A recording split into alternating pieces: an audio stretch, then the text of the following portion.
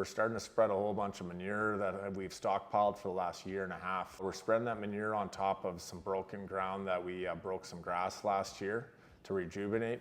So we're going to be putting it into back into corn this year. With the amount of manure we spread last year on land next to each other, our corn crop physically grew another 4 tons to the acre just with manure status over and above the fertilizer that we put on.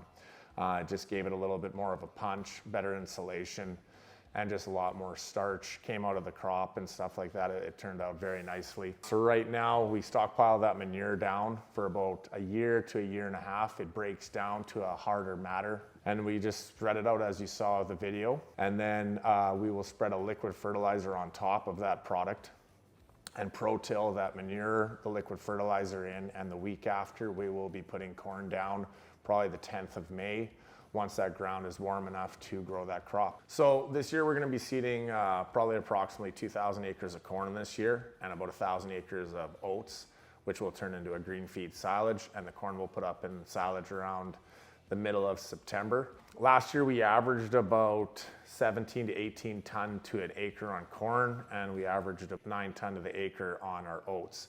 The nice thing that we're doing right now with the corn is it's cracking the hard pan of a lot of this land because we've grassed this land for so long. That corn gets down, breaks the hard pan, and then the year after it's even more of aggressive a crop land due to the factor of the corn's just growing and cracking the hard pan so hard. Some of that has had over 50,000 cattle over, a certain section of land over so many years. And last year, dealing with the better heat and good moisture that we had, this corn was averaging, our highest was 22 ton to the acre.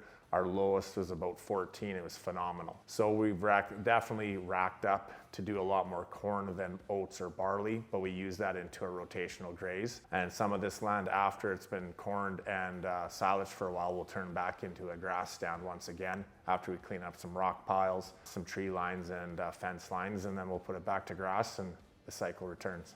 So a lot of this land that we've bought was over 30 years ago. It was marginal cropland, small parcels of, rotational grazing we started getting into. But a lot of this land had piles of rock piles, sloughs, trees, bluffs, willows. And the way this land has been exceeding with the price of land right now, it's making more sense to clean up a lot of this land and get it ready back to rejuvenate back into grass situations, but simply just burying some rock piles so it's easy to farm around. You're not hitting them with quads or horses or cattle going around. Old fence lines that have been there for 50 years, we're digging those up, getting the old fence line out, spreading the existing topsoil that blew around for so many years, spreading it all out. And a lot of the cropland has trees on it, but we've been allowing a lot of these trees, specific groups of nice trees, to sit around in the operation to have for shelter for these cattle. We're not stripping it all off because cattle need shelter out of rain, wind, and snow. Where a lot of the big farmers are breaking them all up, but they're in a different practice than what we're trying to do. So after we take this land out, we're spreading manure on it. We're breaking it with a pro-till first, spreading manure, getting a crop out of it for 2 or 3 years, and then putting it back into a grass situation, rejuvenating. It's just a big cycle of the operation of the land. Some of this grass has been this land has been in grass for 15 years. And as you can see, a lot of this grassland, cattle are doing over 2 to 2.5 pound gain on it. Once this land starts to peter out, you're down to like 1.8 to 1.5 pounds. It's not making sense to do so anymore. So you rip it up and start the process again. What we're doing a little different right now is instead of doing a lot of fall work where everyone gets ready for the spring, so you're not trying to do any of that kind of work in the spring because it is a lot more work to get ready in this time of year. But the difference is once we take that silage off this corn, there's a lot of debris still out there. There's grazing, there's free grazing really for these cattle. So after we take the silage off, we put about 1,000 cattle on a section of land. We're keeping them on there. We're feeding them silage in our portable bunks. They're spreading their manure. They're beating down the stubble. And then what it allows is it gives us free grazing. They're not locked in pens. They're big open fields and stuff. Our health has actually been insane better. And then in the spring, what we're doing is we're putting the manure comes from the winter back on top of that property. Then we put our liquid fertilizer down and then we pro-till it in. Pro-tilling the land, it does dry it out a little bit, but what it is doing is also warming that soil up. Corn loves soft and warm ground. And last year we really switched gears to that project to see how it all went, and it turned out way more aggressive. The corn came out heavier.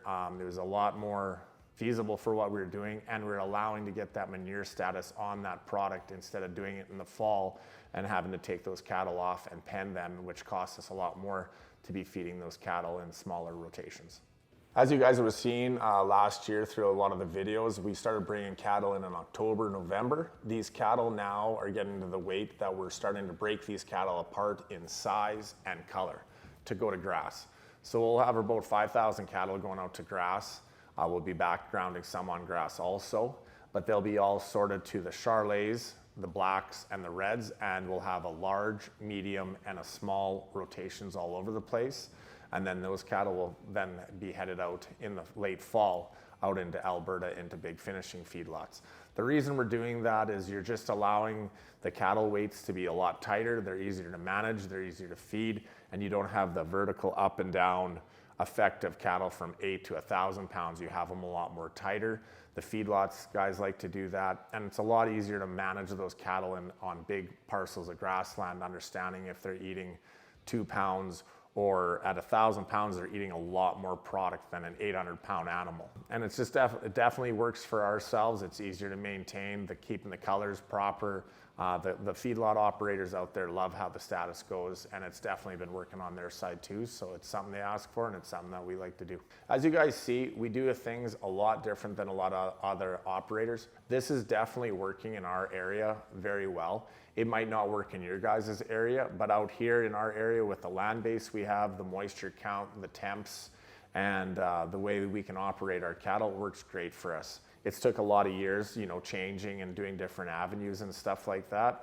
The corn, seeding corn and stuff, the heat units being better now grows us a better crop. And we get good moisture, and our summers are getting a lot hotter. It allows us to grow a bigger corn crop. It's just definitely been working for us for what we're doing. We're turning out better feed for our cattle, and our cattle are gaining off it. Our grassland's holding up better. It's rejuvenating our land. We have a large land base of an area, but cleaning them up with rock piles, fence lines and everything is safer for the cattle, safer for our operators and stuff too. And it's just so much more cost effective, no different than a grain farmer what we're doing. The cattle, when it comes down to it, it's easier to move big, large animals. We used to run 300 to 400 cattle in some of these rotations. We're up to 2,000 cattle on one large grass operation now. And it's a lot of cattle moving through this standards of what we're doing. If you guys have any questions understanding why we do it and how we do it, feel free to ask anything and I'll try to get back to you as soon as possible. Dealing with the water infrastructure, the feed infrastructure, and the large volume of cattle, how we do our rotational grazing. It's very different across the world, but in our area, it's been working for us, and we're trying to keep the flow going.